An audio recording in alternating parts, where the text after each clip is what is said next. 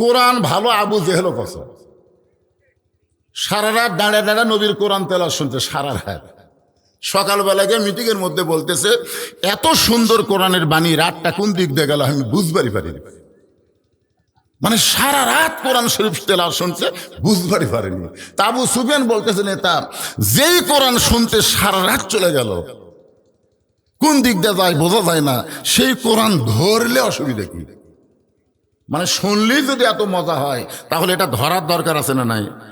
আবু জেহেল বলতেছে, আবু সুফিয়ান এ কোরআন যদি ধরি তাহলে আমার মতো মানুষের ভুয়া নেতৃত্ব চলবি না।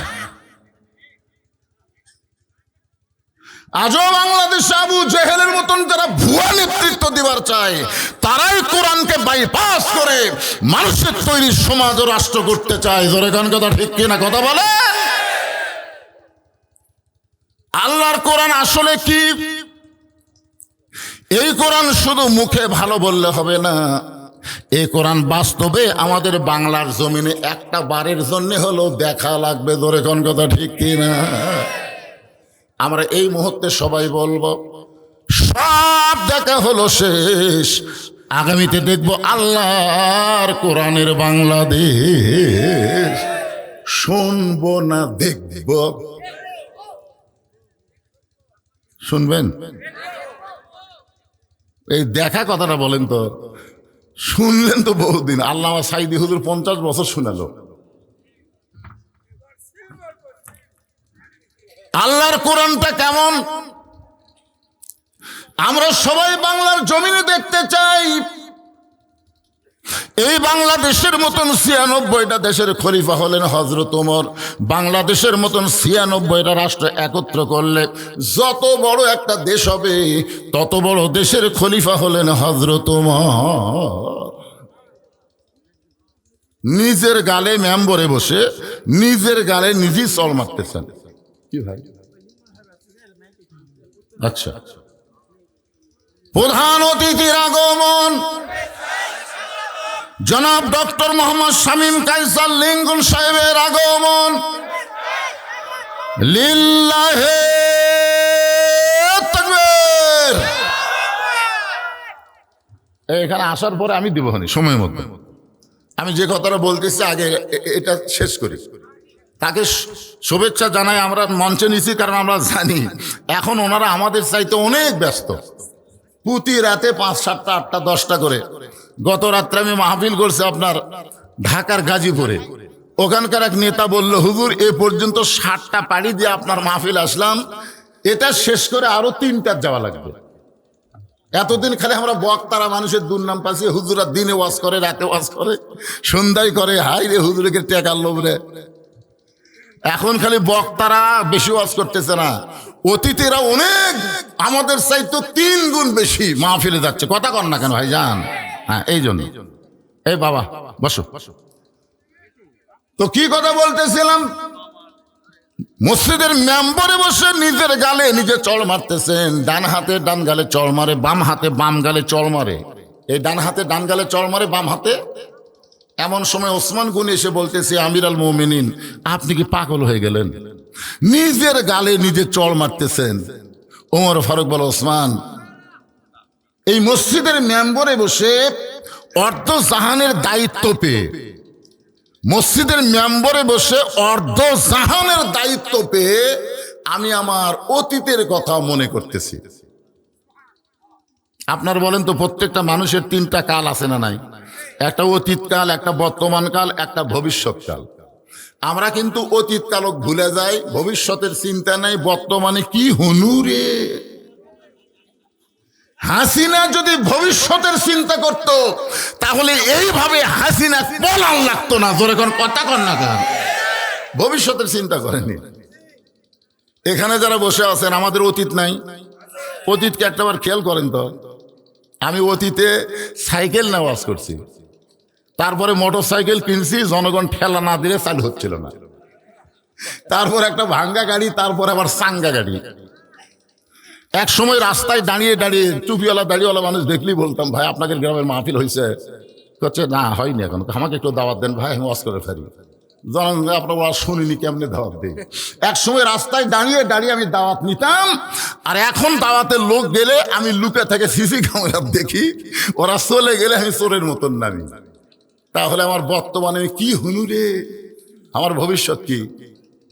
আমার ভবিষ্যৎ হলো আমার মসজিদের খাটনি, আমার বাড়ির আঙ্গিনা আসবে বড়ই পাতার গরম পানি দিয়ে আমার গোসল করায় আর সাদা কাফনের কাপড় দিয়ে আমাকে চকলেটের মতন মুড়াই ফেলবে। জোরে কোন কথা ঠিক কিনা? ওমর ফারুক বলে, ওসমান অর্ধজাহানের খলিফা হওয়ার পরে এই মেম্বরে বসে আমার অতীতের কথা বারবার মনে হচ্ছে, অতীতের কথা। এখন আমাদের সকলের অতীত চলে গেছে, বর্তমান চলতেছে, ভবিষ্যৎ আসতেছে।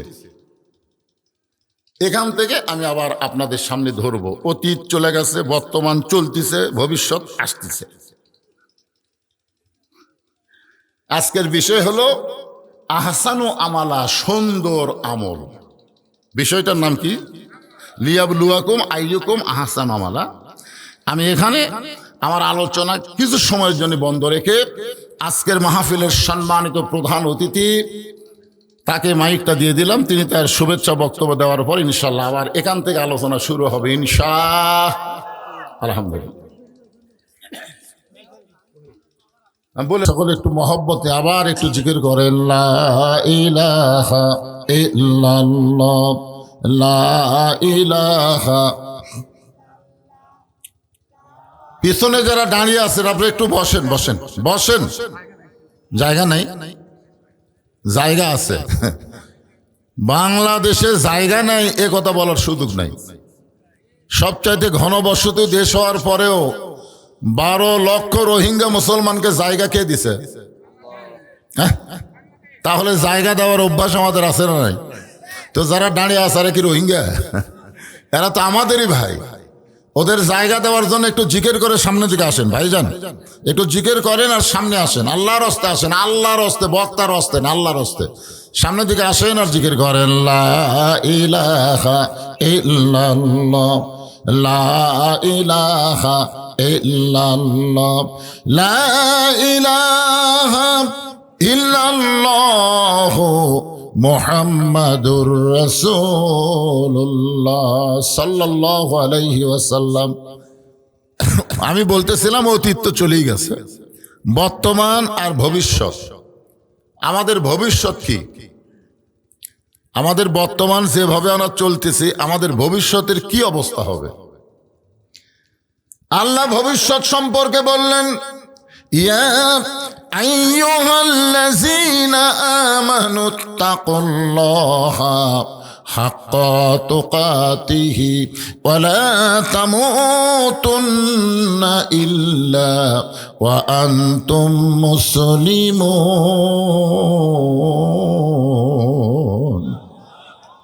মুসলমান না হয়ে তোমরা কেউ মরো না। তাহলে বর্তমানে আমরা জীবিত আছি, ভবিষ্যৎ আমাদের মৃত্যু। জোরে কোন ঠিক কিনা? কিন্তু আজকের আয়াতে আল্লাহ কিন্তু আগেই মৃত্যুর কথা বলেছেন, খলাকাল মাউতা ওয়াল হায়াতা। খুব খেয়াল করবেন। ওসমান গনি বললেন, ইয়া আমিরাল মুমিনিন, আপনার অতীতের খবর কি? যেই কথা মনে করে নিজের গালে নিজে চড় মারতেছেন। ওমর ফারুক বলে, ওসমান, অতীতে আমি খালার বাড়িতে রাখালি করতাম। খালার বাড়িতে কি করতাম? ছাগল চড়াতাম, ছাগল। সন্ধ্যার সময় ছাগলগুলো ফেরত নিয়ে আসলে খালা বলতো, ওমর কয়টা নিয়ে গেলে, কয়টা ফেরত আনলে? আমি ছাগলের পালগুনের দিকে 2-4টা কম। আমি আবার দৌড় দিতাম, ওই ছাগলগুলো খুঁজে খুঁজে এনে যখন খালারে দিতাম, খালা মাথার চুল ধরে বলতো, ওমর যেই ভুল আজকে করেছো, এই ভুল যদি আগামীকাল করো, তোমার রাখালির চাকরি আমি ক্যান্সেল করে দিব। আমি খালার পা ধরে বলতাম, খালা আমার রাখালের চাকরি ক্যান্সেল করে দিলে আমি কোথায় থাকবো, খাবো কি? যে ওমর একদিন রাখালের চাকরি রক্ষা করার জন্য খালার পা ধরে কেঁদেছে, আজকে সেই ওমরকে আল্লাহ অর্ধজাহানের খলিফা বানাইছে। এটা ওমরের যোগ্যতাই নয়, এটা কেবলমাত্র আল্লাহর কোরআনের ওসিলায়। এখন আপনারা বলেন, এই কোরআনের পাওয়ার আছে না নাই? এখন আছে না নাই? কিন্তু আমাদের বর্তমান বাংলাদেশে বর্তমানে কোরআনের অবস্থা কেমন? বর্তমানে কোরআনের পাওয়ার কি দেখতেছেন? পাওয়ার দেখতে পাচ্ছেন? হ্যাঁ, এই কোরআন যখন আমরা বাস্তবে গ্রহণ করব, তখন কোরআনটা আসলে কি। আমার অসংখ্য মা বোনের এসেছেন ওয়াজ শুনতে, তাদেরকে লক্ষ্য রেখে আমি বলতেছি, এতে আমাদেরও কথা আছে। ছদ্মবেশে হযরত ওমর মদিনার অলিগলি ঘুরতেছে, হঠাৎ দেখতে পায় দুই পাহাড়ের মাঝখানে একটা গিরিপথ, শুধুমাত্র আল্লাহর কোরআনকে দেখার জন্য। ধরে এখন সুবহানাল্লাহ। কে ঘুরতেছে? যে কোরআন দিয়ে রাষ্ট্র চলতেছে, এই কোরআনের অবস্থাটা বর্তমানে কি। আর আমাদের বাংলাদেশে মানুষের তৈরি সংবিধান দিয়ে বাংলাদেশ চলতেছে, এই বর্তমানে বাংলাদেশে আমাদের ঈমান আমলের অবস্থা কি। কি কন আপনাকে এই গ্রামে আল্লাহর কতটুকু? বহু লোককে জিজ্ঞেস করা হয়েছে, ভাই এইদিকে যা দেখতেছেন।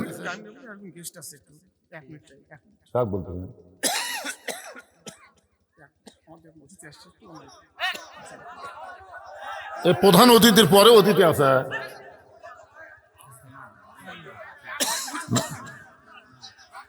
না না শোনেন, হইচই করবেন কেন? আমার এই 42 বছর ওয়াজের বয়সে প্রধান অতিথির পরে যে অতিথি থাকে, কি গোবিন্দগঞ্জ দিলেন ভাইজান, খালি সালামটা দেন। কে সেরা? কে কোন ভাই? খালি সালাম দেখ, এই হইচই করবেন না। এটা হাট বাজার না, এটা হচ্ছে কোরআনের মা। হইচই চলবে না। আমাদের একজন আমন্ত্রিত অতিথি মাননীয় চেয়ারম্যান কোচার শহর ইউনিয়ন জনাব জাহিদ ভাই, জহুরুল ইসলাম জাহিদ ভাই, উনি এসেছেন। তাকে মঞ্চে আসার জন্য একটু অনুরোধ করছি। তার সঙ্গে ডিউক চৌধুরী আছেন, রাখালগঞ্জের চেয়ারম্যান, রাখালগঞ্জের union chairman Hasanur Rahman Chowdhury Duke.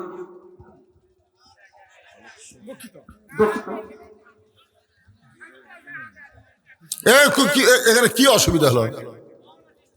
কিসের ডিস্টার্ব? আমি যদি ডিস্টার্ব মনে না করে আপনাকে ডিস্টার্ব করতে হলো। এ হইছে করলে আর বেশি ডিস্টার্ব। আল্লাহ রাসূল বলেছেন, ইমাম যখন খুতবা দেয় তখন কোনো মুসল্লি কথা বলা যাবে না। এক ছোট বাচ্চা দৌড়াদৌড়ি করতেছে, একজন মুসল্লি চুপ চুপ। আপনার বলেন তো, যে লোকটা চুপ বললো ওই কথা বললো না, তো উনি আর কতক্ষণ বললো? তার সাথে বেশিক্ষণ তো আপনার হইচই করলেন। আসেন, যে কথাটা বলতেছিলাম, হযরত ওমর শুধুমাত্র আল্লাহর কোরআনকে দেখার জন্য ছদ্মবেশে মদিনার অলি গলি ঘুরতেছেন। হঠাৎ হযরত ওমর দেখতে পায় দুই পাহাড়ের মাঝখানে একটা গিরিপথ। ওই গিরিপথের ভিতরে একটা সুন্দরী মেয়ে ধীর গতিতে হেঁটে হেঁটে চলতেছে। মেয়েটার সামনেও কোনো মানুষ নাই, পিছনেও কোনো মানুষ নাই। মেয়েটা ধীর গতিতে হেঁটে হেঁটে চলতেছে। ওমর ফারুক মেয়েটার দিকে তাকায়া আল্লাহর শুকরিয়া আদায় করলে। আপনারা ফতুয়া তালাশ করবেন না যে ওমর ফারুক একটা মেয়ে মানুষের দিকে তাকায়া আল্লাহর শুকরিয়া আদায় করলেন, তাহলে মনে হয় মেয়ে মানুষের দিকে তাকানো যাবে। আল্লাহর কোরআন দিয়ে যখন রাষ্ট্র চলবে, তখন প্রত্যেকটা মেয়ে মানুষের দিকে তাকাইলেও আপনার কোনো পাপ হবে না। কারণ মেয়ে মানুষেরা আল্লাহর কোরআনের পর্দার আইন এমন ভাবে গ্রহণ করবে, আপনি দেখবার চাইলেও দেখতে পারবেন না। তাহলে হযরত ওমর সেই মেয়েটার দিকে তাকায়া আল্লাহর শুকরিয়া আদায় করলেন। ওই মেয়েটার আপাদ মস্তক আল্লাহর পর্দার আইন। আপনার বলেন তো, পর্দানিশী নারী যারা, বিশ্ব সুন্দরী তারা, সুবহানাল্লাহ না কেন? পর্দানিশী নারী যারা, বিশ্ব সুন্দরী তারা, যদিও কালো হয়, খাটো হয়, তারপরেও আল্লাহর আইন পর্দা যদি মেনে চলে, আল্লাহর কোরআন তাদেরকেই শুধু সুন্দরী বলে। তাহলে সকলে বলবেন কোরআনের সাথে আপনারা একমত না দ্বিমত? আমি যেই বলবো পর্দানিশী নারী যারা, আপনারা বলবেন বিশ্ব সুন্দরী তারা। পর্দানিশী নারী যারা,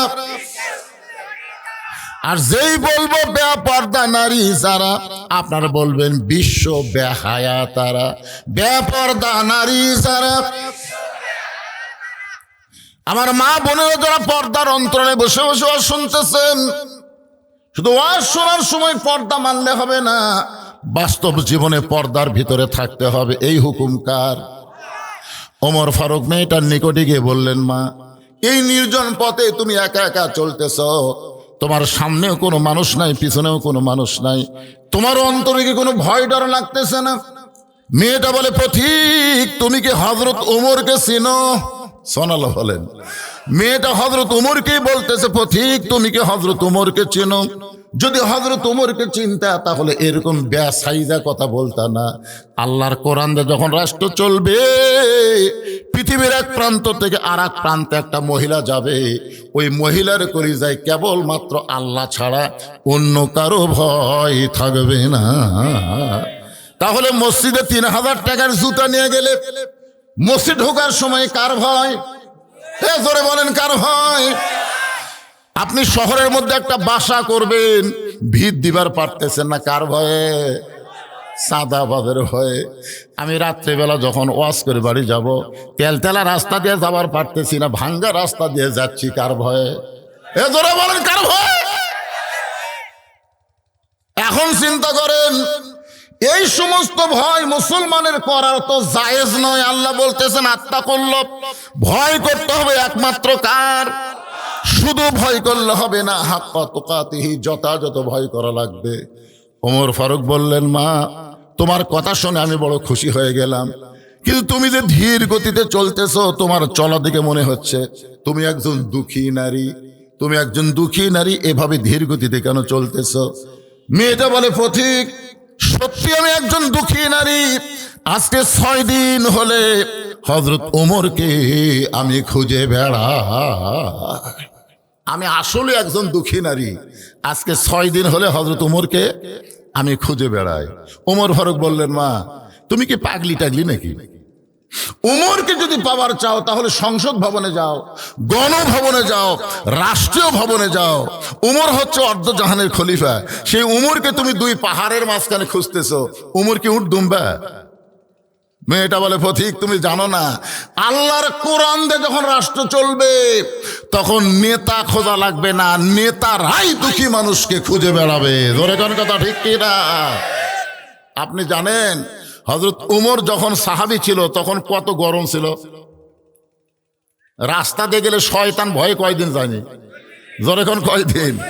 সেই উমর যখন মদিনার খলিফা হলো, দায়িত্ব যখন পেল, তখন কত নরম হলো সেটা জানেন আপনারা? আমাদের বাংলাদেশে ভোটের আগে নেতারা নরম হয়, আর ভোট পাইলে যা গরম হয়। জোরে কোন কথা ঠিক না? আমার এলাকার এক নেতা গাড়ি থামাইছে, গাড়ি থামে নেতা নিজেই নামে ফকিরক সালাম দিছে।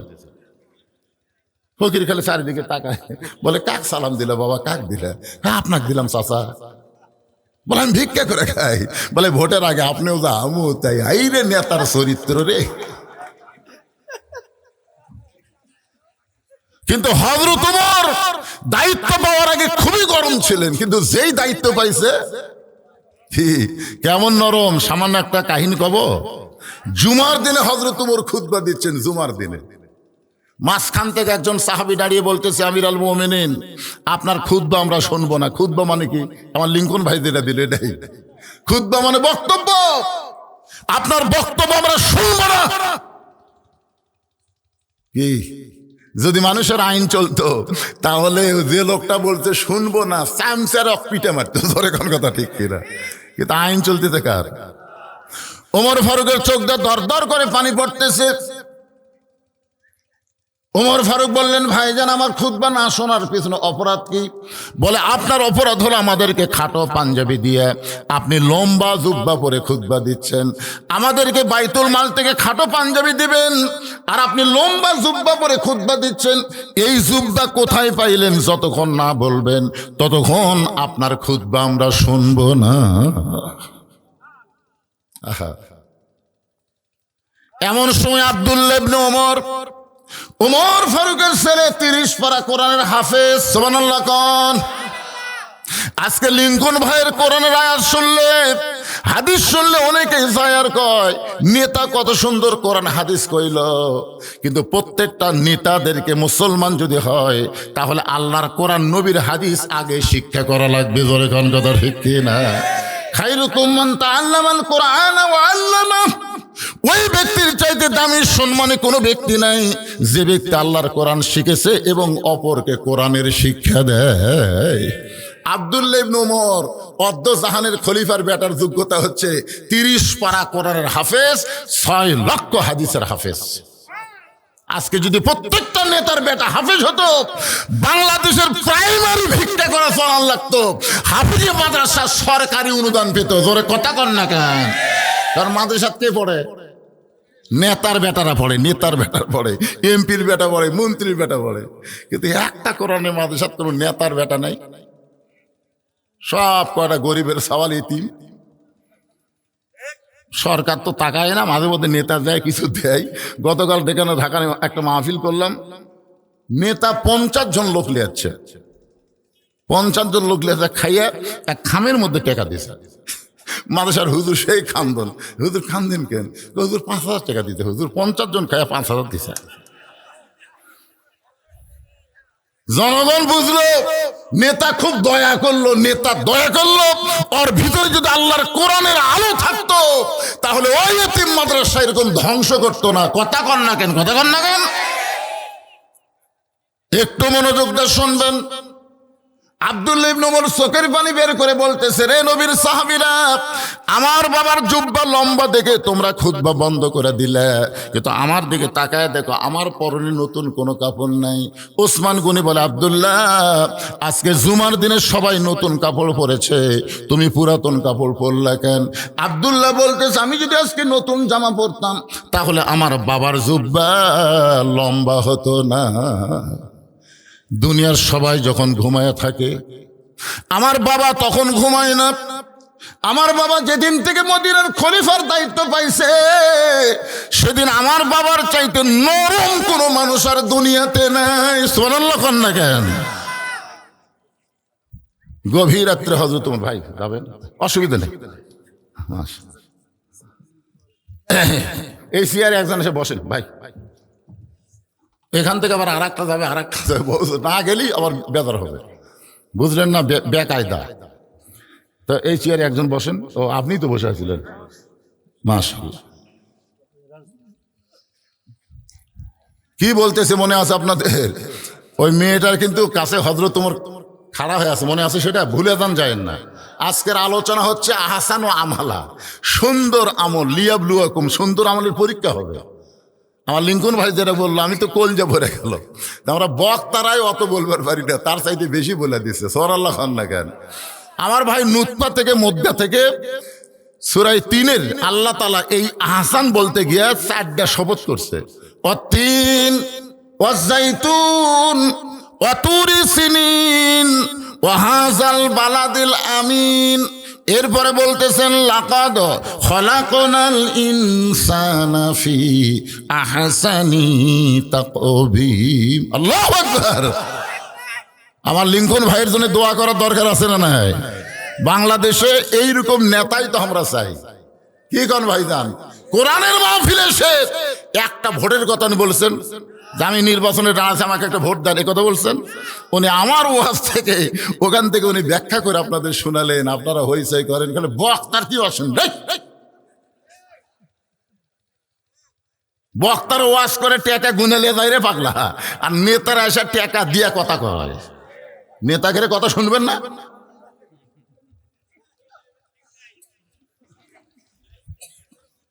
একটু মনোযোগ দিয়ে শুনবেন। ওয়াজ হবে আজকে ফাটাফাটি, অসুবিধা আছে?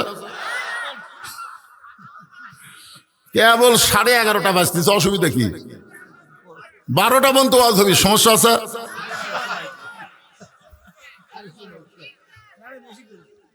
অসুবিধা নেই ভাই, অনেকদিন পর আপনাকে এলাকায় আইছি, আপনাদের অন্তরে কষ্ট দিয়ে আমি এখান থেকে নেমে যাবো না ইনশাল্লাহ।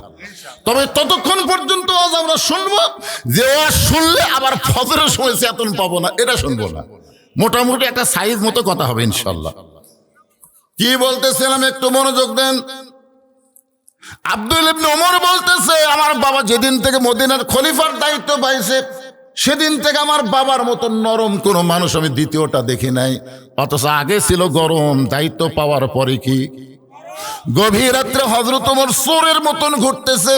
একা একা চোরের মতন ঘুরতেছে, কোনো সামসা নাই, কোনো পুলিশ নাই, কোনো র্যাব নাই, কারণ নেতা ঘুরতেছে একা একা, বাংলাদেশের প্রধানমন্ত্রী না, অর্ধজাহানির খলিফা।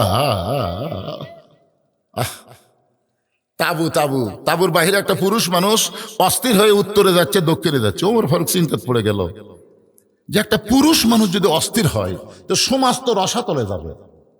অস্থির হবে মেয়ে মানুষ, কারণ জান্নাতের মধ্যে আল্লাহ যখন বলেছেন ওলা তাকরা বাহাদি সাদারা ফাতাকুনা মিনাজ জালিমিন, ওই গাছের কাছে যাইও না। আপনার বলেন তো আদম কি অস্থির হচ্ছে? অস্থির কে হচ্ছে? হাওয়া। এ হাওয়া জাতিরা অস্থির ভাই, আর সেই কতদিন ধরে অস্থিরের তলে আমরা আছি। একজন বিদায় হচ্ছে আর একজন পলে গেছে আপাতত। আর কি বুঝতেছেন? এখন আমরা সকলেই জবান খুলে বলবো মেয়েদের দিন শেষ, আগামীতে মরদের বাংলাদেশ। কথা বল না কেন? কত বড় বিপদে ছিলেন জানেন আপনি? বুখারী শরীফের হাদিস, বুখারী শরীফের হাদিস, আল্লাহ রাসূল বলেছেন মা তারাক্তু বাদি আলা উম্মতি ফিতনাতুন আদর আলা রাসূলু মিনান নিসা, রাওয়াহুল বুখারী কিতাবুল ফিতান।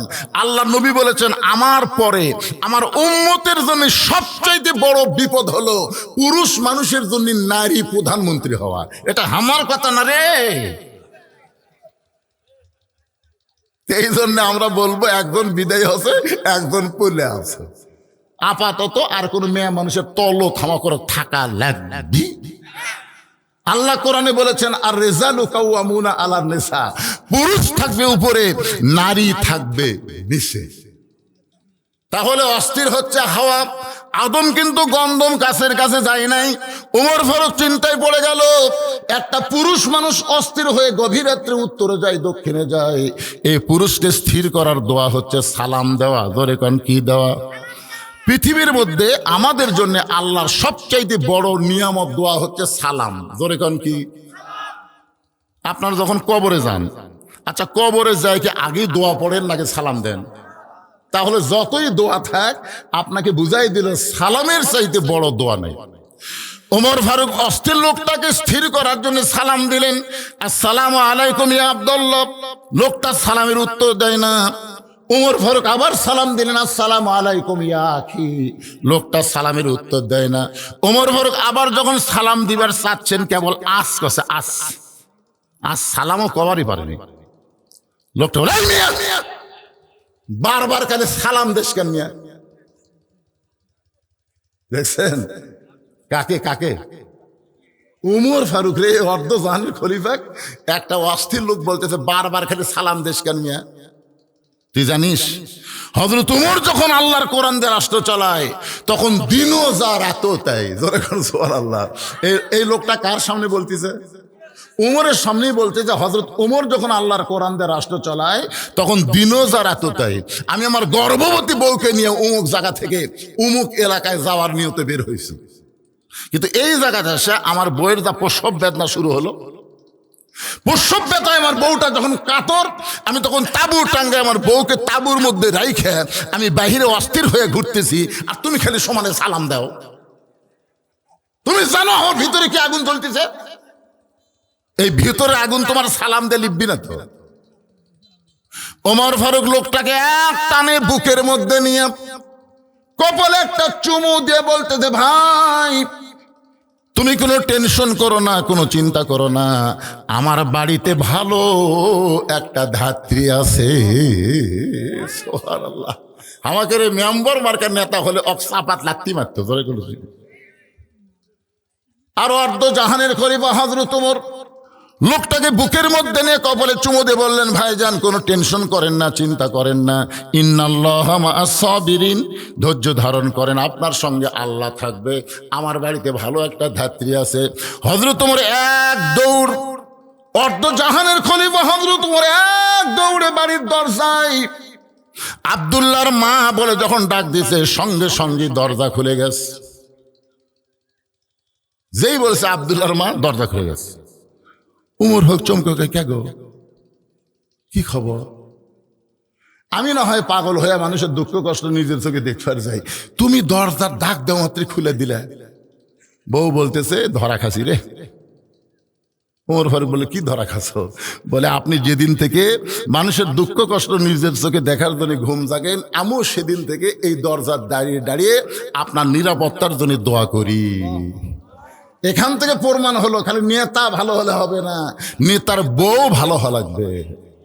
আজকে অনেক নেতা ভালো, কিন্তু নেতার বউ ভালো হওয়া না হওয়ার কারণে সেই নেতাগুলা জেলখানা পৌঁছতেছে। জোরে কোন কথা ঠিক কিনা? আমাদের নাটোরের একটা নেতার নাম হলো পলক, নাম শুনছেন? পলক, জনায়েদ আহমদ পলক। ফান্দে পড়িয়া পলক কান্দে রে, এ সবাই কন না কেন? বগার গান তো আমরা ভুলে গেছি। ফান্দে পড়িয়া বগার কমন, এখন বলবো ফান্দে পড়িয়া পলক কান্দে রে। 1000 কোটি টাকা মাইরা কানাডার বেগমপাড়ায় বাড়ি বানাইছে, পলকের বউ এখন আরাম করতেছে আর স্বামী ফান্দে পড়ে কাঁদতেছে। পলকের বউটা যদি ভালো হতো তাহলে স্বামীকে আজকে জেলখানায় যাওয়া লাগতো না, কারণ 10,000 টাকার বেতন পায় আর 12,000 টাকার বাসা ভাড়া নেয়। বাড়তি টাকা স্বামী কোথায় পায়? বউ যদি হিসাব নিত তাহলে আজকে বাংলাদেশের কোনো নেতা খারাপ হইতো না। ওমর ফারুক বললেন, বিবিরে তুমি যখন ধরা পড়েছ তাহলে তুমি কি জান্নাতে যাবার চাও? ওমর ফারুকের বিবি স্বামীর কপালে চুম্বন দিয়ে বলে, স্বামী গো, সবসময় জান্নাতে যাওয়ার জন্য দোয়া করি। ওমর ফারুক বললেন, আর দোয়ার দরকার নাই, আর দোয়ার দরকার নাই, খালি দোয়া দিয়ে জান্নাত হবে। কি কোন দাওয়ার দরকার আছে না নাই? আমরা খালি দোয়া করি, আল্লাহুম্মা ইন্না নাসআলুকাল জান্নাতা নাউযু বিকা মিনান নার। দোয়া তো ভালোই আছেন, দোয়া দিয়ে বাংলার জমিনে আর জান্নাত পাওয়া যাবে না। জান্নাতের জন্য আমাদের দাওয়া লাগবে। জোরে কান, কি লাগবে? দোয়ার দিন শেষ। ড্রাইভার খালি আমাকে গাড়ির থেকে নামা দিয়েছে, গেট দিয়ে কয়, হুজুর আমি গাড়ি গ্যারেজ করতেছি, আপনি বাসার যান। আমি গেট খুলে বাসার মধ্যে ঢুকবার সাথে আমার গেটের কাছে আমের গাছের তলে 4টা কুত্তা ছিল, বুঝলেন? ওরা আমার দেখে কি খেপায় খেপলো ভাই। এখন কুত্তা কিন্তু মুয়াজ্জিন আর হুজুর দেখলে সেই খেপে। মুয়াজ্জিন যখন আজান দিবে, ও কুত্তা যে খুঁটে থাকে দৌড়ে ও শুরু করে দেয়। আরে মুয়াজ্জিনের পরে তা খেপছে ভাই, জান। আরে আমাকে মতন হুজুর যেই ঢুকছি এতে দৌড়ে এসে 4টায় আমার 4 ধারে একবার খাম খাম করে মনে হয় ধরবে। আমি তখন দোয়া শুরু করলাম, আয়তাল কুরসি পড়ি, কুত্তা লড়ে না। দোয়ায় কুনুত পড়ি, কুত্তা সরে না। ইন্নাহুম ইয়াকিদুনা কায়দা ওয়া আকিদু কায়দা, কুত্তা খেদানোর আয়াত পড়ি, এক কুত্তা দৌড়ে এসে আমার পাঞ্জাবি দিল কামড়। আমি তখন বললাম, আল্লাহ, দোয়া দরুদের দিন কি শেষ হয়ে গেল? তখন আমার ইমান বলতে, হুজুর তোর হাতত যদি একটা লাঠি থাকতো, একটা দোয়াও লাগতো না। এক কুত্তার পাশাত বাড়ি মারলে বাকি 3টে এমনি দৌড় মারতো। আমরা বাংলাদেশে বহুদিন দোয়া করেছি, আগামী তার দোয়া লাগবে না, দোয়ার সঙ্গে আমাদের হাতে লাঠি রাখা লাগবে। জোরে কথা ঠিক না? ও মুসলমান, হাতে লাঠি রাখার দরকার আছে না নয়? খালি দোয়া, খালি দোয়া। ওমর ফারুক বললেন, বিবি আর দোয়ার দরকার নাই, জান্নাতে যদি যাবার চাও তাহলে এই এই জিনিসগুলো নিয়ে আমার সঙ্গে বের হও। এই জিনিসগুলো মানে কি? একটা গর্ভবতী নারীর বাচ্চা খালাস করতে গেলে যা যা লাগবে সেইগুলো নিয়ে তুমি আমার সঙ্গে বের হও। হযরত ওমর তার বিবিকে নিয়ে অপর পৃষ্ঠাতে তাঁবুর মধ্যে ঢুকাই দিলেন। আর লোকটাকে বলতেছেন, ভাইজান কোনো টেনশন করবেন না, আমি একটা ভালো ধাত্রী তাঁবুর মধ্যে ঢুকাই দিছি, একটু ধৈর্য ধরেন। কিছুক্ষণ পরে হযরত ওমর ফারুকের বিবি বলতে, স্বামী গো, আপনার দোস্তকে, আপনার বন্ধুকে খবর দেন, তার বিবি বাচ্চা 2টাই সুস্থ আছে। আমি আপনার বন্ধুকে খবর দেন, তার বিবি বাচ্চা 2টাই সুস্থ আছে। ওমর ফারুক তাকায় দেখে লোকটা মাটির গড়াগড়ি করতেছে। ওমর ফারুক বললেন, ভাই এরকম কেন? বলে, আপনি হলেন অর্ধ জাহানের খলিফা, আপনি 3 বার আমাকে সালাম দিলেন, আমি সালামের উত্তর দিলাম না, খারাপ ব্যবহার করলাম, এরপরে আপনার বউ দিয়া আমার পোষ্যবতী বিবির বাচ্চা খালাস করলেন, আপনি এত নরম কেমনে হলেন? ওমর ফারুক বলে, ভাইজান দায়িত্ব যেদিন থেকে পাইছি সেদিন থেকে আমার গরম আল্লাহ কমায় দিয়ে আমাকে নরম বানায়া দিছে। আব্দুল্লাহ বলতেছে, রে নবীর সাহাবীরা, তোমরা সবাই যখন ঘুমাইয়াছিলে এমন সময় আমার বাবা আমার দরজায় গিয়ে ডাকতেছে আব্দুল্লাহ আব্দুল্লাহ বলে। আমি দরজা খুলে তাকায় দেখি বাবার হাতে একটা পাঞ্জাবি। আমি বললাম বাবা বাইতুল মাল থেকে আমার একটা পাঞ্জাবি দিছে বাবা, আপনি আর একটা দিবে যাচ্ছেন? ওমর ফারুক কোরআন থেকে তেলাওয়াত করলেন, ইন্নাল্লাহা ইয়ামুরুকুম আন তুআদ্দুল আমানাতি ইলা আহলিহা ওয়া ইযা হাকামতুম বাইনান নাস আন তাহকুমু বিল আদল। আল্লাহু আকবার বলেন। এই আয়াতের মধ্যে আল্লাহ কি বলতেছেন জানেন? আমার ভোট আমি দিব, যাকে খুশি তাকে দিব। এই স্লোগান স্বৈরাচারী স্লোগান। আমার ভোট আমি ইচ্ছা মতো দিবার পারবো না। আল্লাহর বিধান, নবীর বিধান, আমাকে যেভাবে দিবার বলছে আমাকে সেইভাবে দেওয়া লাগবে, ঠিক কিনা বলেন? যাকে খুশি তাকে দেওয়া যাবে না। আয়াতের তাফসীর আমি একটু পরে আসতেছি, তবে যেটা বলি শোনেন। ওমর ফারুক বলে, আব্দুল্লাহ এই পাঞ্জাবি তোকে আমি দিবার আসিনি বাজান, এইটা আমার ভাগে পড়েছে। এখন বল, এত ছোট পাঞ্জাবি পরে যদি আগামীকাল খুতবা দেই, মুসল্লির নজর কিন্তু মুসল্লির দিকে না, মুসল্লির নজর হলো ইমামের দিকে। তোর পাঞ্জাবিটা আমাকে একটু দান করে দে। আব্দুল্লাহ বলে, আমার কাপড়ের অংশটুকু আমার বাবাকে দান করে দিলাম। বাবার কাপড় আমার কাপড় একত্র করে বাবা লম্বা জুব্বা বানায় এখন খুতবা দেয়। এখন বলো বাবার খুতবা শোনা যায় কিনা যায়? সমস্ত সাহাবেরা চিল্লায় বলে, আল্লাহর কোরআন দিয়ে যখন রাষ্ট্র চলবে, এমন ভালো মানুষ মুত্তাকিদের আল্লাহ বান্দারা নেতা হিসাবে দেখতে পাবে। মেয়েটা বলতে যে পথিক, আমি 6 দিন হলো হযরত ওমরকে খুঁজতেছি, আর এক আধ দিনের মধ্যে যদি ওমরকে খুঁজে না পায় তাহলে আসল জায়গায় বিচার দিব। আমার কথা কি আপনাদের মনে আছে? ওমর ফারুক মেয়েটা কি বলছেন? তুমি যদি ওমরকে পাওয়ার চাও, রাষ্ট্রভবনে যাও। তুমি কোথায় যাও? গণভবনে যাও, সংসদ ভবনে যাও। উমর কি উঠ দুম্বা নাকি যে 2 পাহাড়ের মাঝখানে উমরকে খুঁজতেছ? মেয়েটা বলতেছে পথিক, আল্লাহর কোরআন যখন রাষ্ট্র চলবে তখন নেতা খোঁজা লাগবে না, বরং নেতারাই দুঃখী মানুষকে খুঁজে বেড়াবে। আপনার বলেন তো, আল্লাহর কোরআন যখন বাংলাদেশ চলবে, কোন গরিব মানুষ ধনীর বাড়ি যাওয়া লাগবে? বরং প্রত্যেকটা ধনীরা গরিবের দরজায় দরজায় ঘুরবে। কারণ গরিবের কোনো ঠেকা নাই। ঠেকা হলো ধনীর 2.5 টাকা। গরিবের হাতত না দিবার পারলে ওই ধনিক জাহান্নামত যাওয়া লাগবে। চিন্তা করছেন? এখন 1 ব্যাগ টাকা লিছে, 1 ব্যাগ টাকা জাকাতের টাকা নিয়ে গরিবের দরজার দরজা ঘুরতেছে। গরিব বলে, ভাই কি খবর? বলে, জাকাতের টাকা দিয়ে লাগবি না রে, ইয়াকা নাবুদু ওয়া ইয়াকা নাস্তাইন, আল্লাহর গোলামি করে আল্লাহকে সাহায্য চাই, তোর জাকাতের টাকা আমার দরকার নেই। ওই 7 দিন ধরে ঘুরেছে, 7 দিন একটাও দরজা খোলেনি। মনের দুঃখে মাটিতে বসে বলতেছে, আল্লাহ কোরআন দিয়ে যখন রাষ্ট্র চলবি তখন ধনী হওয়ার চাইতে গরিব হয় ভালো। গরিব খেলে আরামে বসে আছে আর আমি পাগলার মতন ঘুরতেছি। একটা গরিবও টাকা নেয়, এখন কি করি? মনের দুঃখে মরুম হইতেছে। যায় দেখে একজন গাছের ছায়ে বস্তা মাথাতে ঘুম পাড়তেছে। বেগালা মনে করতে একবারে 7 দিন পরে গরিব পাইছি রে, এই মনে করে দিছে সালাম, আসসালামু আলাইকুম। লোকটা বলে আলহামদুলিল্লাহ। বেগালা বলে, পাগলা রে, আমি তোরে সালাম দিলাম, তুই আলহামদুলিল্লাহ বলিস কেন? বলে, 1 বস্তা টাকা নিয়ে 15 দিন হলে ঘুরতেছি ভাই, একটা গরিব নাই, তোকে দেখে গরিব মনে করে আল্লাহর শুকরিয়া আদায় করছি রে, এ টাকার বস্তা নিলে তো। বেগালা কয়, আমি ঘুরি 7 দিন, তুই ঘুরিস 15 দিন, তাহলে গরিব গেল কত? আল্লাহর কোরআন যখন বাংলাদেশ চলবে তখন সুদকে কবর দেওয়া হবে, যাকাত ভিত্তিক অর্থনীতি চালু হবে। আর যাকাত ভিত্তিক অর্থনীতি যখন চালু হবে, আল্লাহ এই দেশের জন্য রহমত আর বরকতের দরজা খুলে দিবে। ধরে বলেন সুবহানাল্লাহ।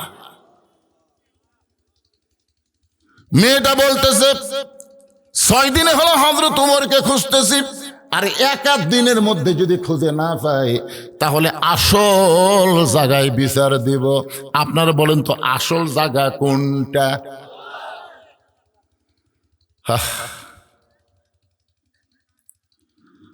আল্লামা সাইদি হুজুরকে মিথ্যা মিথ্যা অন্যায় ভাবে 13 বছর জেলখানায় বন্দি করে রাখছে, অন্যায় ভাবে।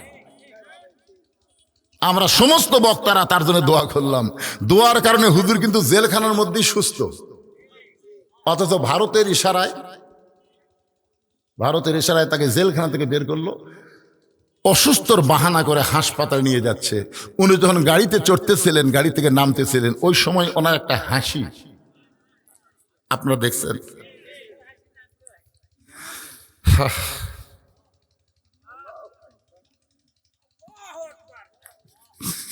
এই বাংলাদেশ কেমন হবে, কিন্তু এমন একজন মুফাসসির আর পাওয়া যাবে না। এমন একটা হাসি দিল, হাসি দেওয়ার পরে লোকটাকে হাসপাতালে নিয়ে গেল, অন্যায় ভাবে তাকে পুশ করে হত্যা করা হলো। আমরা সমস্ত আলেমেরা তাহাজ্জুদের নামাজ পড়ে বললাম, আল্লাহ, জজ court, high court, supreme court Hasina দখল করেছে, তোমার কোর্টে আমরা বিচার দিলাম, আল্লাহ তুমি এবার বিচার করো। আমাদের চোখের পানি আল্লাহর দরবারে কবুল হয়েছে। আগস্ট মাসে সাইদি হুজুর চলে গেল, পরের আগস্ট সাইদি হুজুর চলে যাওয়ার দিন আসার 10 দিন আগে আল্লাহ তাআলা হাসিনাকে বাংলাদেশ থেকে চোরের মতন পালায় দিল। ধরে বলেন কথা ঠিক কিনা? তো ইজ্জু মান তাশা অতুযিল্লু মান তাশা বিয়াদিকাল খায়র ইন্নাকা আলা কুল্লি শাইইন কাদির। আল্লাহর বান্দার একটু মনোযোগ দিয়ে শুনবেন। মেয়েটা যেই বলতেছে, আর একদিনের মধ্যে যদি হযরত ওমরকে আমি খুঁজে না পাই তাহলে আসল জায়গায় বিচার দেব। আপনারা বলেন তো, আসল জায়গায় বিচার দিবে? হযরত ওমর হাঁটু গেড়ে বসলেন, মেয়েটার সামনে হাঁটু গেড়ে বসে বললেন, মা,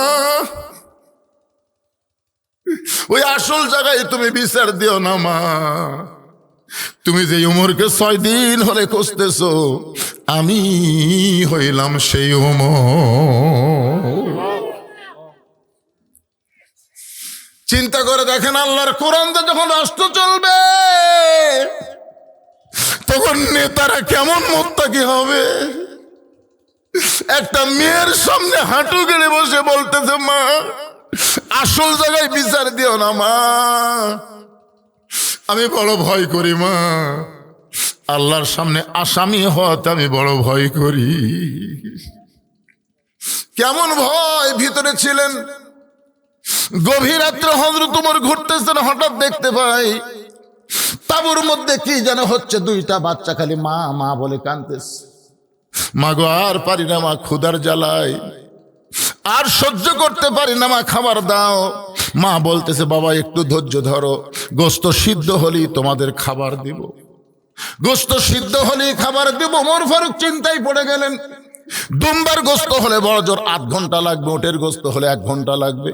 এত রাত হয়ে গেল, এখন পর্যন্ত গোস্ত সিদ্ধ হয় না।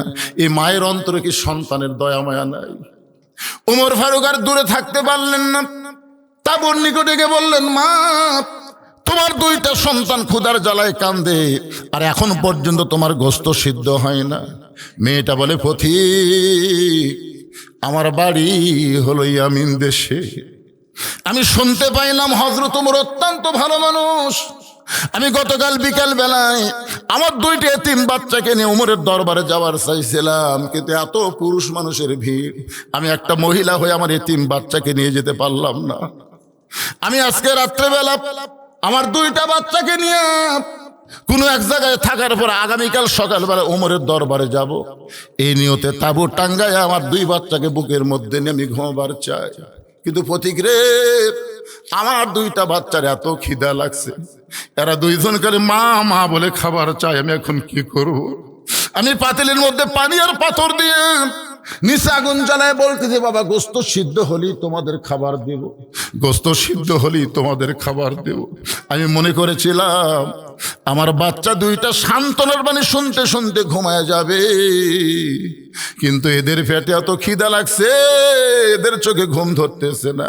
আমি মা হইয়া বুঝবার পারতেছি আগামীকাল পর্যন্ত আমার বাচ্চা 2টার বাঁচবে না।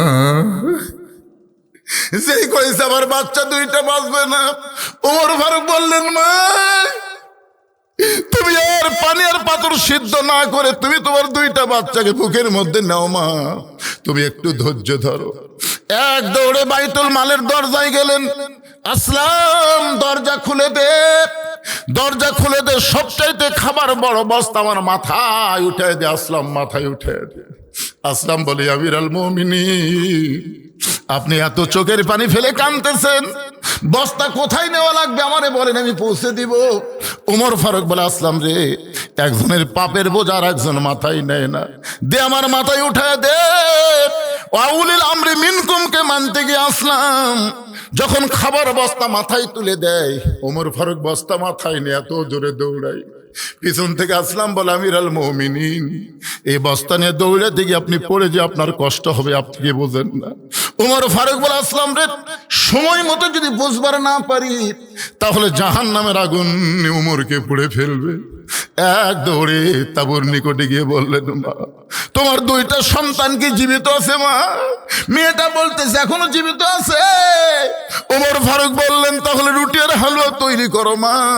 মেয়েটা রুটি আর হালুয়া যখন তৈরি করে ওমরের হাতে দেয়, ওমর দুইটা বাচ্চাকে উরাতের উপরে বসায়া রুটি হালুয়া ছেড়ে যখন মুখের মধ্যে দেয়, দুইটা বাচ্চা ফেল ফেল করে উমরের দিকে তাকায় থাকে, চোখ দিয়ে দর দর করে গাল বেয়ে পানি পড়তেছে।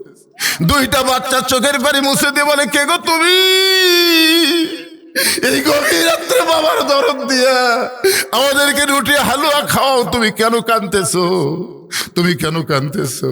ওমর ফারুক বলে, আল্লাহ এই অধমকে জাহান্নামের আগুন থেকে তুমি বাঁচাও আল্লাহ।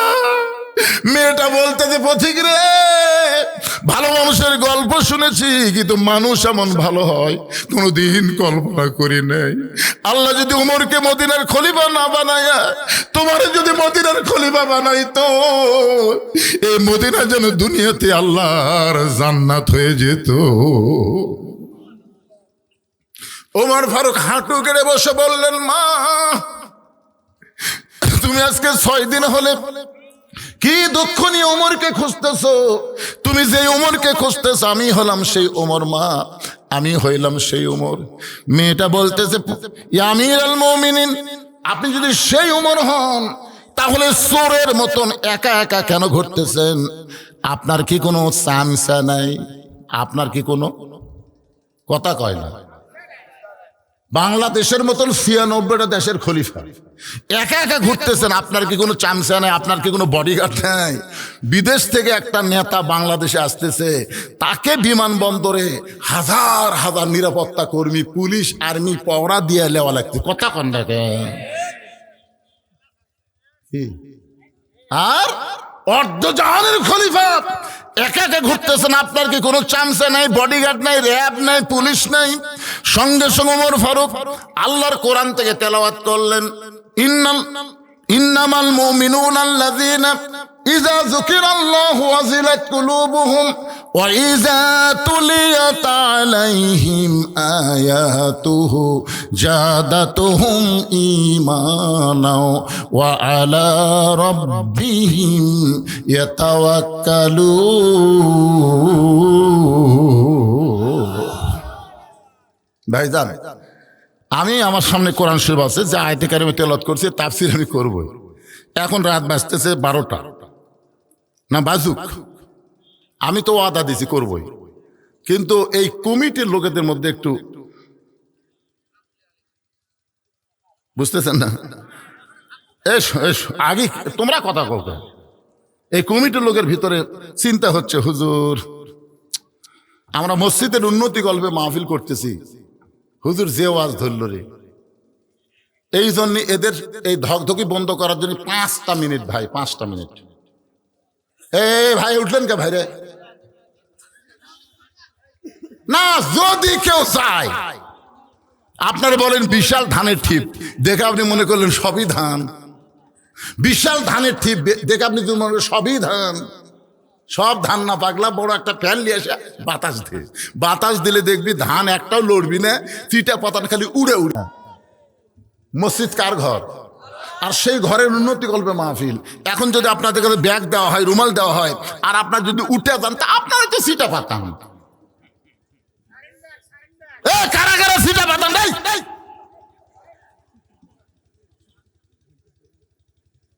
এই মাহফিল কমিটির ছেলেরা কোথায়? ব্যাগলা দাও, ভিতরে ব্যাগলে যাও, রেডি রেডি। হ্যাঁ, ভিতরে ব্যাগলে যাও, 10 টাকা, 20 টাকা, 50 টাকা, 100 টাকা, যিনি যা পারবেন 5 মিনিটের মধ্যে আদায় কমপ্লিট করে আমি আবার বাকি কথা আলোচনা শুরু করবো ইনশাআল্লাহ। হ্যাঁ, মহিলাদের ওখানে মহিলারা আছে, মহিলাদের মধ্যে মহিলারা আদায় করে। মায়েরা, ও মা, আপনাদের জন্য কিছু ওয়াজ করবো মা ইনশাআল্লাহ। আমার মায়েদের কাছে মহিলারাই যাবে, মায়ের আল্লাহর হস্তে দান করবে। ব্যাগ আলারা নামছে দেখা যায় না কেন, ব্যাগের রং কিরকম?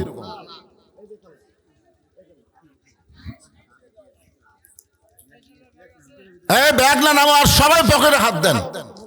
বিশ্বাস করবেন, আজকের দান আপনার জীবনের শেষ দান হতে পারে। এখান থেকে বাড়ি যাওয়ার গ্যারান্টি যদি না থাকে, তাহলে পকেটে টাকা রাখা লাভ কি? দিয়ে দেন, আল্লাহর হস্তে দিয়ে দেন। যেখানে এমন আল্লাহর বান্দা থাকতে পারেন যে হুজুর আমরা ওই ব্যাগের মধ্যে 10, 20, 50 টাকা দিব না, আপনার হাতে আমরা 500, 1000, 2000 পিছনে যারা অজাতা দাঁড়ালে আর মসজিদের শত্রু, অজাতা দাঁড়ালে আল্লাহর ঘরে শত্রু হয়ে যাবেন। আপনারা কি আল্লাহর ঘরে শত্রু? ঘড়ি ধরে 5 মিনিট টাইম দিলাম, তার বেশি সময় দেওয়া যাবে না তো, বোঝেন না কেন? এবারে আপনাদের মধ্যে কেউ 500, 1000, 2000 দেওয়ার কেউ নাই? বলে স্লিপ করার টাইম আছে 5 মিনিটের মধ্যে। আপনাদের প্রধান অতিথি কি দিছে? প্রধান অতিথি কিছুই দেয়নি। প্রধান মেহমান 5000 টাকা দান করছে মসজিদের উন্নতি কল্পে, আল্লাহ কবুল করুক, জোরে কান আমিন। তো প্রধান অতিথি এখন পর্যন্ত কিছু দেয়নি, পাওয়ার কথা শোনা যায়নি। ভাইজান ধৈর্য নিবেন, ধৈর্য, শয়তান যেন ধোকা দেওয়া না পারে। আর ওই ব্যাগটা মনে করবেন এটা ব্যাগ না, এটা হলো জান্নাতে যাওয়ার মাধ্যম। সেই জন্য পকেট থেকে যিনি যা পারবেন আল্লাহর হস্তে ব্যাগে দিয়ে দিবেন ইনশাআল্লাহ। বোরহান বিশিষ্ট ব্যবসায়ী, পানিতলা হাট, উনি 1000 টাকা আল্লাহর ঘরে দান করেছে। আল্লাহ দান কবুল করেন, আল্লাহুম্মা আমিন। কে? বোরহানের বাপ, দেখেন বেটা 1000 দিয়েছে, বাপও আবার 1000 টাকা দান করেছে। আল্লাহ বাপ বেটার দানকে আল্লাহ আপনি কবুল করেন, আল্লাহুম্মা আমিন। মোহাম্মদ মাহিন কে নগদ 1000 টাকা দেন, নগদের দেওয়া লাগবে। মোহাম্মদ মাহিন নগদ 1000 টাকা দান করেছে, তার জন্য দোয়া চাই, আমরা দোয়া করি আল্লাহ ওসমান গনির সঙ্গে তাকে জান্নাত দেন, আল্লাহুম্মা আমিন।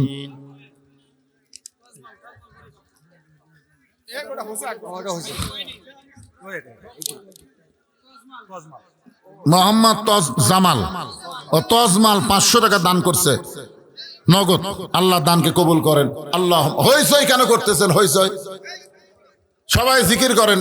যদি কেউ উঠেই যায় যাক, ওই ফাঁকা জায়গাটা আপনি আল্লাহর রাস্তে পুরো করে বসবেন। যদি কেউ যায় যাক, আমাদের সমস্যা নেই। অনেক লোক বসারে জায়গা পাচ্ছে না, ওই চলে যায় যাক, যারা ডানে আছে ওই সুযোগে তারা বসবে। হ্যাঁ ভাইজান, ছেলে মারা গেছে, দোয়া চাইয়ে 500 টাকা দান। দেখছেন ছেলের প্রতি মায়া কি? ছেলে মারা গেছে, দোয়া চায়, দান করছে। আর বাপ মা মারা গেছে, তার জন্য দোয়া হচ্ছে না। আল্লাহুম্মা আমিন। জহুরুল ইসলাম 500 টাকা নগদ দান করেছে, জহুরুলের দানকে আল্লাহ আপনি কবুল করেন, আল্লাহুম্মা আমিন।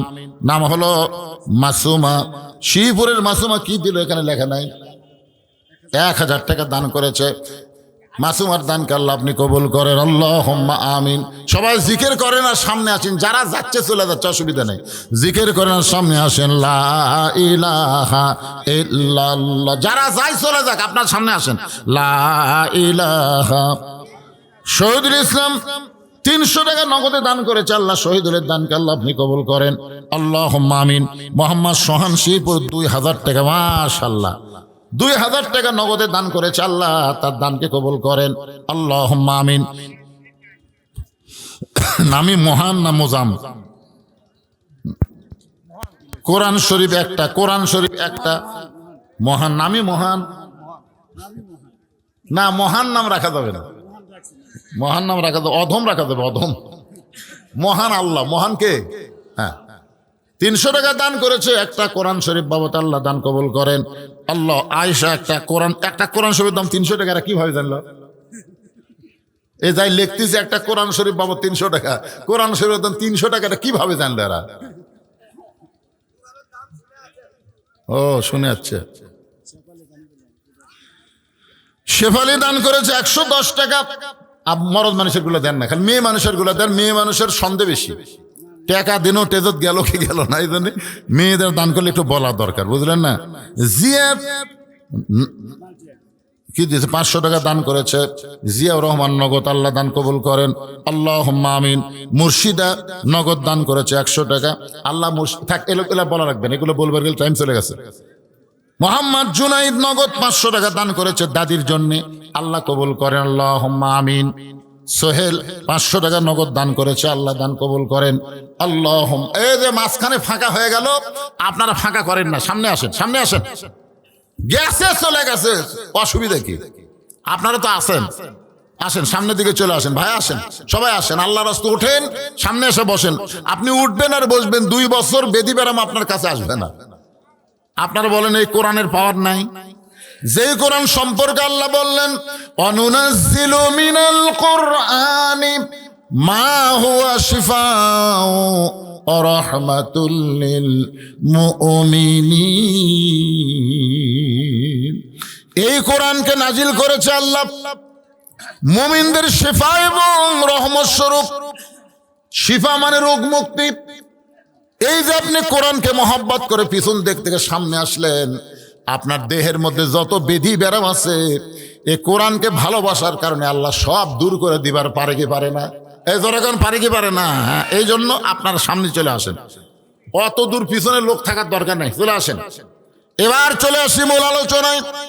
আল্লাহ বলতেছেন, আল্লাযী খলাকাল মাউতা ওয়াল হায়াতা লিয়াবলুয়াকুম আইয়ুকুম আহসানু আমালান ওয়া হুয়াল আজিজুল গফুর। সর্বসাকুল্যে সূরা মুলকের 2 আয়াত, জোরে বলেন কয় আয়াত? প্রথম আয়াত হচ্ছে তাবারাকাল্লাযী বিয়াদিহিল মুলক ওয়া হুয়া আলা কুল্লি শাইইন কাদির। গোটা পৃথিবীর রাজত্ব, কর্তৃত্ব, মালিকানা কার হাতে? জোরে কয় না কেন? সমস্ত ক্ষমতার মালিককে। সারাদিন ভিক্ষা করে বাড়িতে নিয়ে আসে, সারাদিন ভিক্ষা করে ফকির বাড়িতে নিয়ে আসে, বইয়ের মন ভরে না। ফকির কয় রে, যত কুত্তার মধ্যে, এখন কিন্তু কুত্তারা ফকিরকে ধরে, ধরে কি ধরে না? ফকির যদি জানবার পরে শিবপুর কুত্তে আছে, আর গ্রামে ঢুকবি না।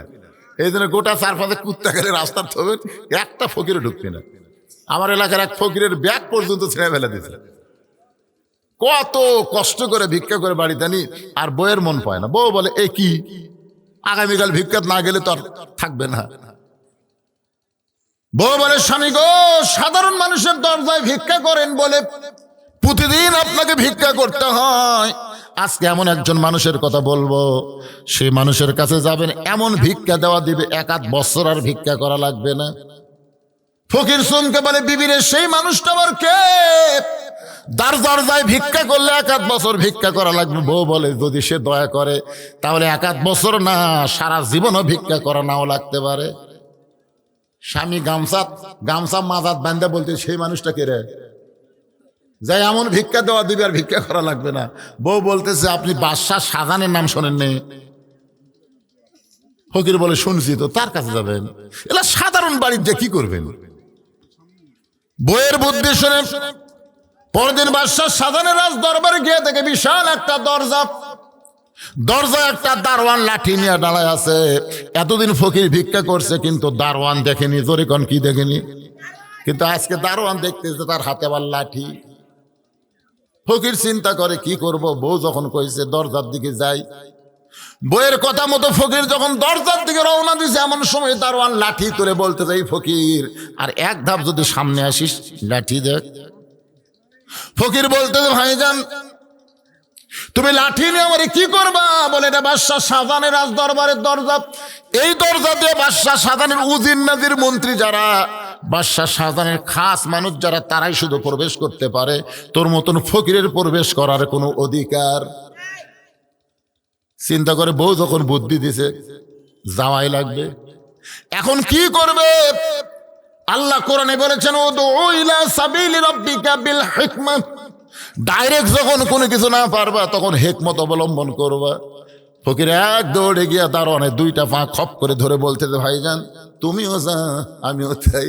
আমি ভিক্ষা করে খাই, আর তুমি দরজা পাহারা দিয়ে খাও। দেখো তো আমরা 2 জনের মধ্যে তফাৎ আছে। ফকির চোখের পানি দারোয়ানের পায়ে পড়েছে। দারোয়ানের মনটা নরম হয়ে বলতেছে, ও ফকির ভাই, তোমার চোখের পানি দেখে আমি যদি দরজা খুলে দেই তুমি বাদশার কাছে যাইতে পারবা না, কারণ বাদশা পর্যন্ত পৌঁছতে গেলে আরো 15টা দরজা আছে, প্রত্যেকটা দরজায় একটা করে দারোয়ান লাঠি নিয়ে দাঁড়ায় আছে। আমি যদি দরজা খুলে দেই পরের দরজার দারোয়ান তো দরজা খুলবে না। ফকির বলতে যে তুমি শুধু খুলে দাও, পরের দরজার দারোয়ান দরজা খুলবে কি খুলবে না সেইটা আমার ব্যাপার। দারোয়ান ঠাট্টা করে দরজা খুলে দিয়েছে, ঠাট্টা বোঝেন না, ঠাট্টা করে দরজা খুলে দিয়েছে, পরে দারোয়ানের লাঠির বাড়ি খাই এমনি বেটা চলে আসবে এই মনে করে প্রথম দরজার দারোয়ান যখন দরজা খুলে দেয়, ফকির দরজা ফাড়ি দিয়ে দেখে 100 গজ দূরে আর একটা দরজা। ওই দারোয়ান লাঠি তুলে বলতে দে, এই ফকির ঢুকলা কেমনে, এই ফকির ঢুকলা কেমনে, কারণ এক দরজা ঢুকছে, এই জন্য বলে এই ফকির ঢুকলা কেমনে। ফকির বলতে যে কেমনে ঢুকলাম যদি জানবার চাও তাহলে প্রথম দরজার দারোয়ানের কাছে যাও, ও আমার পরিচয় শুনে কাঁপতে কাঁপতে দরজা খুলে দিছে, এখন তুমি কি করবা কও।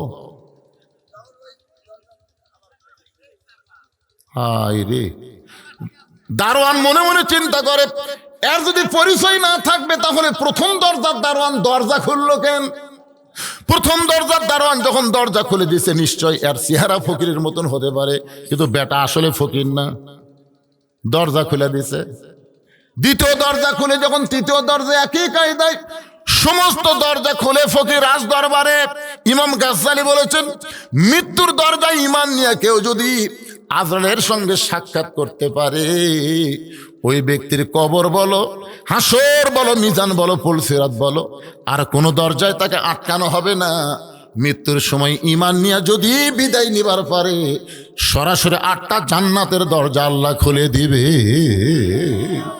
ফকির একেবারে রাজ দরবারে ঢুকে দেখে একজন মানুষ আসতেছে, ওটা হলো প্রধানমন্ত্রী, উজিরে আজম।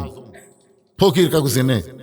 ফকির বলে, এই মিয়াই, তোরকে বাদশা কুটি রে, তোদের বাদশা শাহজাহান কোথায়? উজির আজম চিন্তা করে, যেই মানুষটা বাদশার নাম ধরে এই মানুষটা সাধারণ কোনো মানুষ না। আমরা কোনোদিন শাহজাহান শব্দ উচ্চারণ করি নাই, আমরা সবাই বলি যে সম্রাট জাহাপনা, আর এই বেটা বলতেছে বাদশাহ শাহজাহান কোন জায়গায়। এতগুলো দরজা পাড়ি দিয়ে যখন ভিতরে ঢুকছে, এর চেহারা ফকিরের মতন হতে পারে কিন্তু আসলে বেটা ফকির না। উজির আজম বলতেছে, বাবাজি, বাদশার সঙ্গে যদি দেখা করবার চান তাহলে ওই যে ছোট্ট ঘর, ওই ঘরের মধ্যে যান। বাদশাহ আপাতত রাজ দরবারে নাই, ওই ছোট্ট ঘরের মধ্যে ঢুকেছে। ফকির ঘরের কাছে গিয়ে দেখে দরজা বন্ধ, একটা জানালার পাল্লা খোলা, ওই পাল্লা দিয়ে তাকায় দেখে গোটা ঘরের মধ্যে শুধু একজন মাত্র মানুষ, 2 হাত উপর দিকে তুলে বলতেছে, ও বাদশার বাদশাহ, তোমার দরবারে আমি ফকির, আমি ফকির। ফকির বলে, যখন বাদশাহ শাহজাহান কাঁদতেছে এমন সময় ফকির বলে, আল্লাহ, জীবনে কত দরজায় ভিক্ষা করতে গেলাম, কোনো বাড়িওয়ালা কোনোদিন ফকির ফকির বলে কান্দে না, কিন্তু আজকে এই বেটা নিজকে ফকির বানায়া তোমাকে বাদশা বানায় যদি কাঁদতে পারে, আর সেই কান্দার কারণে তুমি যদি মোগল রাজ্য তাকে দিবার পারো, তাহলে আমি ফকির আর কোনোদিন মানুষের দরজায় ভিক্ষা করব না। যদি কিছু চাইতে হয় তোমার কাছে ফকির হয়ে যাবো। আপনারা বলেন তো, ভিতরে ঢুকে ফকিরের ঈমান বাড়িছে না কমিছে? আজকে আপনারা বাইরে থাকবার চান কে? বাইরে থাকলে হবে না ভাইজান, এ কোরআনের ভিতরে ঢোকা লাগবে। ধরে কান কার ভিতর? যখন আপনি পড়বেন তাবারাকাল্লাযী বিয়াদিহিল মুলক, তখন আপনার সাহস আল্লাহ এমন বাড়ায় দিবে। আরে পাগলা, আল্লাহ গানিয়ুন ওয়া আনতুমুল ফুকারা, দুনিয়ার সবাই হলো ফকির, একমাত্র ধনীকে। আরো জোরে ধনীকে। ফকির ঈমান মজবুত করে বার হচ্ছে, বার হওয়ার সময় দারোয়ান বলতেছে, বাবাজি, বাদশার সাথে দেখা হচ্ছে? আপনারা বলেন তো, ভিক্ষা না ফেলে ফকিরের রাগ বেশি না কম? মানে এই দিকে বার হওয়ার সময় দারোয়ান, বাবাজি, বাদশার সঙ্গে কি আপনার দেখা হয়েছে? ফকির চিল্লে বলে, রে দারোয়ানের বাচ্চা, দারোয়ান খালি দরজা পাহারা দিয়ে খাস, ভিতরের খবর জানিস না? তোরা যাকে বাদশা বাদশা বলে পূজা করতেছিস, আমি নিজের চোখে দেখলাম বেটা ফকির হইয়া কান্দিছে। যারা বিএনপি করো, ও বিএনপির ভাইরা, শহীদ প্রেসিডেন্ট জিয়া রহমানকে যখন হত্যা করা হলো চিটাগাঙ্গের সার্কিট হাউসে, তখন তার কাছে কি পাওয়া গেল? একটা ব্রিফকেস পাওয়া গেছে। সবাই মনে করেছিল ব্রিফকেস ভর্তি হয়তো ডলার টলার, ব্যাংকের চেক টেক অনেক কিছু আছে, কিন্তু ব্রিফকেস খুলে দেখে ওই বাক্সের মধ্যে শুধু একটা কোরআন আর একটা জায়নামাজ ছাড়া কিছুই পাওয়া যায় নাই। তোমাদের নেতা যদি কোরআন জায়নামাজ নিয়ে ঘোরে আর তোমরা তাদের সামসা হয়ে, মানুষের রাজনীতি করা যাবে না, একমাত্র কোরআনকে কলিজার মধ্যে জায়গা দেওয়া লাগবে। জোরে কোন কথা, ঠিক কথা বলে। কিসের আশ্বাস?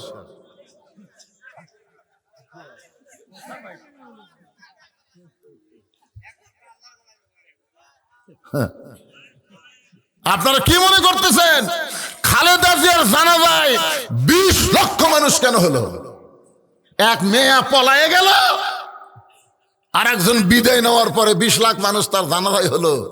আপনার বলেন তো, বেগম খালেদা জিয়ার সময় কোন আলেমের হাতে হাত করা পড়িছে? কথা কন না কেন, পড়িছে?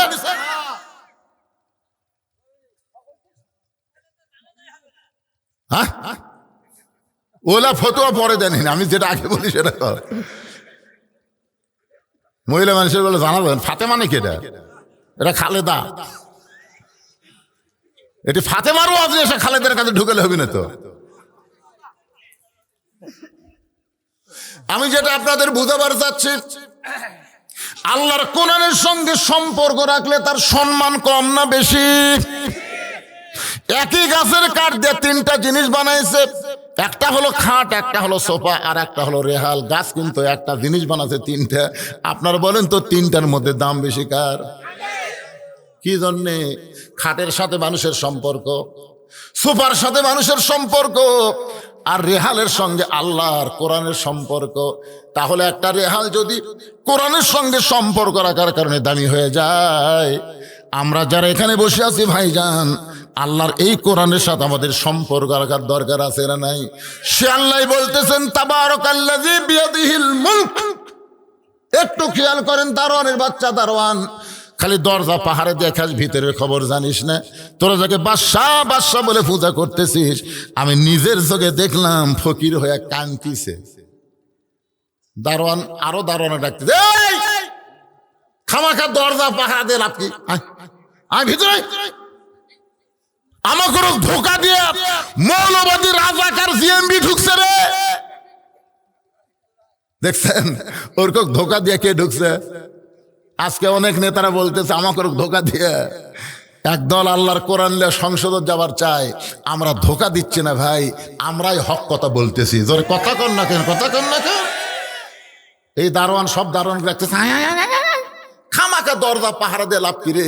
আমাকে ধোকা দিয়ে মৌলবাদী রাজাকার ঢুকছে রে। আমরা যাকে বাদশা বাদশা বলে পূজা করি, এই বেটা কয় ফকির।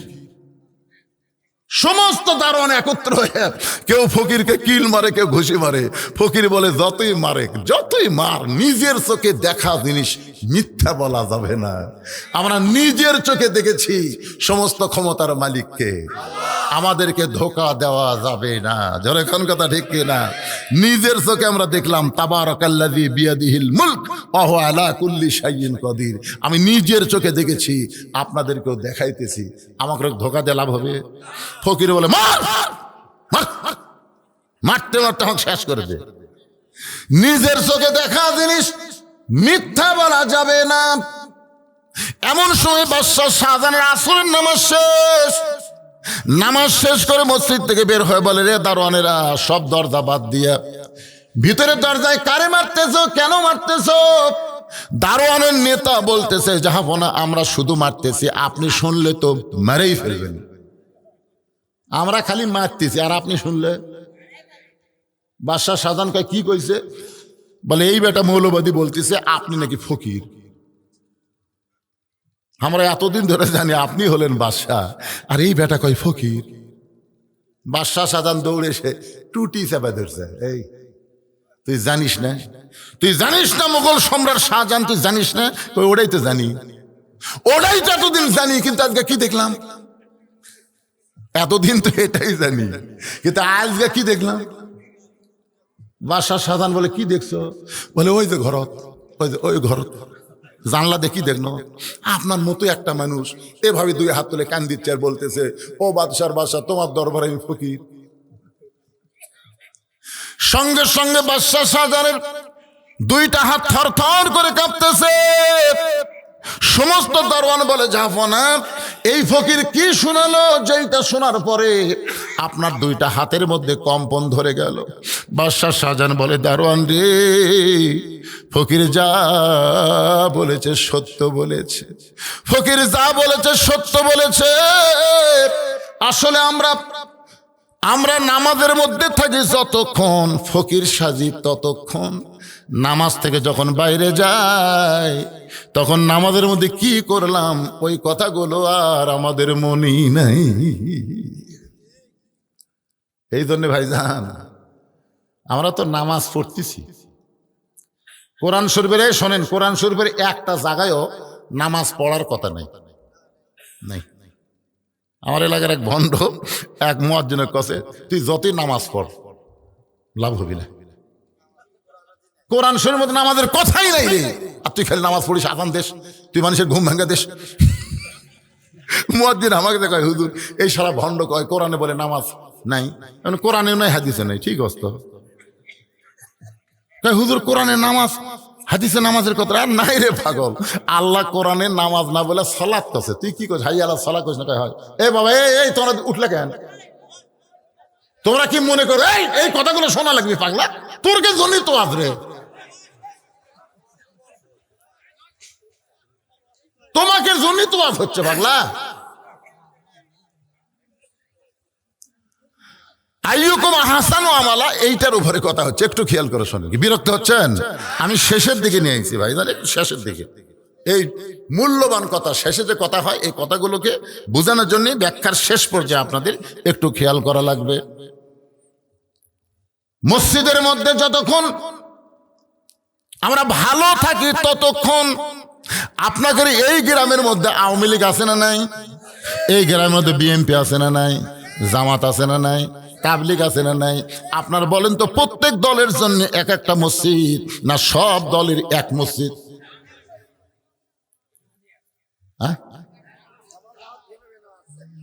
আপনাকে কথা এই শিবপুরের কথা বলতেছি, জোরে বলেন কয়টা?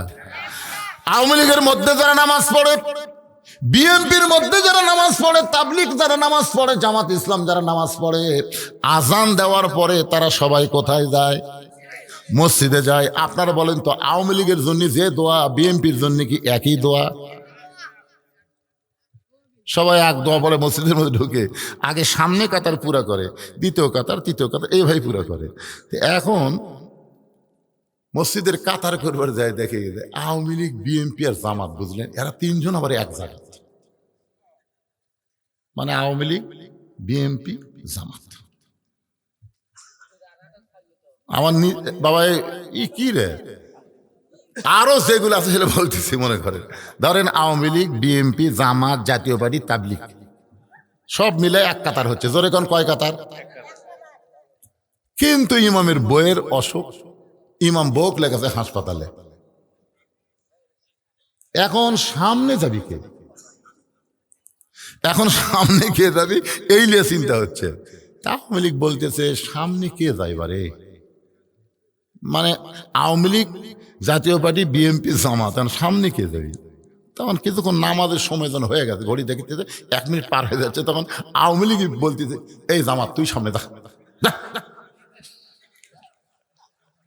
কারণ আওয়ামী লীগ, জাতীয় পার্টি, বিএনপি জানে আমরা না হয় কাতার করবো, কিন্তু সামনে যাবার পারবো না।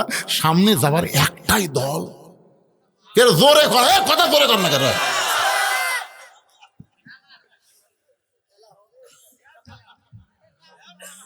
এখন জামাত ইসলাম সামনে দিলে জামাত ইসলাম বলতেছে, ভাইজান আমি কিন্তু যুদ্ধ অপরাধী ভাই, তোমরাই কসো আমি যুদ্ধ অপরাধী, এ দেশের শত্রু, স্বাধীনতা বিরোধী ভাই, আমাকে সামনে দিয়ে নামাজ হবে।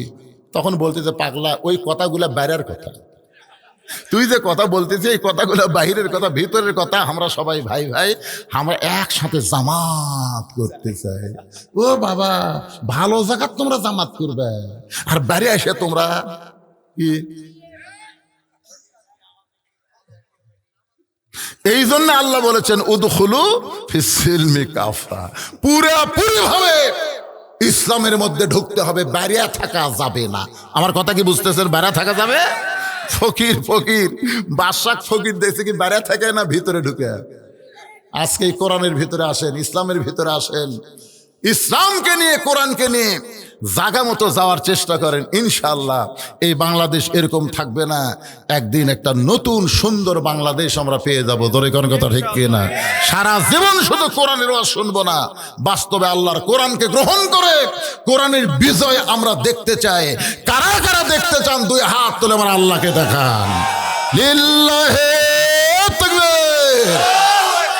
আল কোরআনের আলো, কোরআন হাদিস যেখানে, দুনিয়ার মুসলমান লিল্লাহি তাকবীর। আলহামদুলিল্লাহ। আমাদেরকে ফজরের নামাজ পড়া লাগবে। হ্যাঁ ইনশাআল্লাহ আমরা সবাই ইস্তিগফার পড়ে দোয়া হবে এখন। আস্তাগফিরুল্লাহ রাব্বি মিন কুল্লি জামবি ওয়া আতুবু ইলাই, লা হাওলা ওয়ালা কুওয়াতা ইল্লা বিল্লাহিল আলিয়্যিল আযীম। আল্লাহুম্মা আমিন। আল্লাহুম্মা আনতাস সালাম ওয়া মিনকাস সালাম, তাবারাকতা ইয়া যাল জালালি ওয়াল ইকরাম। মাবুদ, কঠিন শীতের ভিতরে আরামের বাড়ি ঘুমকে বাদ দিয়ে ল্যাপতোষকের মহব্বত কলিজা থেকে বের করে এই জান্নাতের বাগানে বসে বসে কোরআন হাদিস আলোচনা শোনার শেষে আমি গুনাহগারের সঙ্গে রহমতের দরজায় ফকির হয়ে দোকানে হাত তুলেছি। আল্লাহ মেহেরবানি করে আজকের মাহফিল আমাদের সকলের হেদায়েতের জন্যে, নাজাতের জন্যে, জান্নাতের জন্যে কবুল করে নাও। এই মাহফিলের শুরু থেকে শেষ পর্যন্ত যত আলোচনা হয়েছে আল্লাহ, এর মধ্যে যদি ত্রুটি হয়, ভুল হয়, মাফ করে দাও। এর যা হাদিয়া মঞ্জুর করো, সোনার মদিনায় নবী পাকের রওজা মোবারকে কবুল করে নাও। আয় আল্লাহ, তোমার বান্দারা বড় কষ্ট করে মেহনত করে আজকের এই জান্নাতের বাগান লাগাইছে। আল্লাহ তোমার ঘরকে উন্নতি করার জন্যে, আল্লাহ তোমার মহব্বতে তোমার ঘরে যারা দান করেছে যতটুকু করলো, এই দানগুলোকে জান্নাতের বিনিময় হিসাবে কবুল করে নাও। আমার সম্মানিত মা বোনদেরকে আবিদা সালিহা পর্দানিশি কবুল করো। আমি অসুস্থ, আমার মতো অসুস্থ অবস্থায় যারা হাত তুলেছে সবাইকে সুস্থতার নিয়ামত দান করে দাও। মাবুদ, আজকের মাহফিলের সম্মানিত সভাপতিকে আল্লাহ তুমি কবুল করো, সহসভাপতিকে আল্লাহ তুমি কবুল করো, প্রধান অতিথিকে আল্লাহ তুমি কবুল করো, প্রধান মেহমানকে কবুল করো, আমন্ত্রিত অতিথিদের আল্লাহ তুমি কবুল করো, আলেমদেরকে কবুল করো, হাফেজদের কবুল করো, ইমামদের কবুল করো, মুয়াজ্জিনদের কবুল করো, হাদিস সাহেবদের কবুল করো, মুরব্বীদের কবুল করো, যুবকদেরকে কবুল করো, কচি কাঁচা বাচ্চাদের কবুল করো, সম্মানিত মা বোনদেরকে আল্লাহ তুমি কবুল করো।